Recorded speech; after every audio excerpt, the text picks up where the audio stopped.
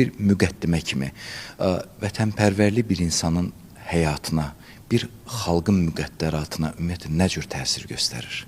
Sözümə və mövzumuza dillər əzbəri olan, bir çoxlarımızın əzbər bildiyi, hədis qaynaqlarından əlimizə gəlib çatan Peyğəmbər sallallahu aleyhi və səlləmin belə bir ifadəsi, kəlamı var.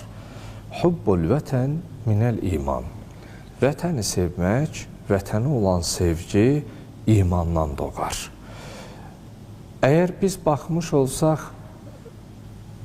kainatın ən üstünü, ən əfsəli, ən ali yaradılmış sonuncu Peyğəmbərimiz vətəni imanla bağlayırsa, bu Allahdan gələn bir hissdir, Allahdan gələn bir duyğudur.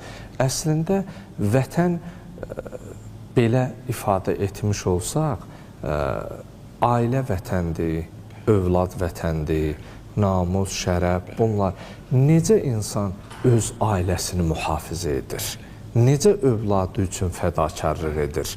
Deməli, əgər biz bu yanaşmayla, psixologiyayla məsələyə baxmış olsaq ki, vətən ailədir, biz ailəmizi qoruduğumuz kimi vətənimizi də qorumaq bizim boynumuzun borcudur. Əgər mən bu vətən üzərində, bu torpaq üzərində təbii ki, o geniş bir anlam daşıyır. Yəni, məsələn, baxsaq, insanın o doğulduğu yer. Məsələn, insan doğulanda bir ailəyə mənsub olur. Amma biraz böyüyür, məktəb illəri ailədən çıxır, bəzən bir kəndə mənsub olur.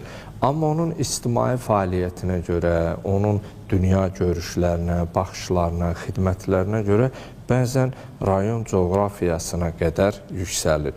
Oradan şəhər, ölkə, bəzən insan ölkə coğrafiyasını aşaraq dünya miqyasında tanınan bir simaya çevrilir.